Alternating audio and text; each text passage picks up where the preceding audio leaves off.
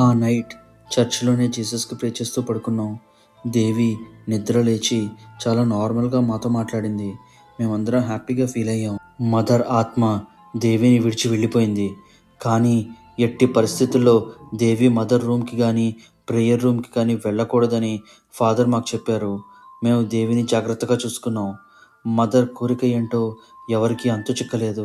Mother Mary ఆత్మకి శాంతి చేకూరాలని, ఆవిడ ఆత్మ పరలోకానికి చేరుకోవాలని ఫాదర్స్ ప్రేయర్ చేశారు.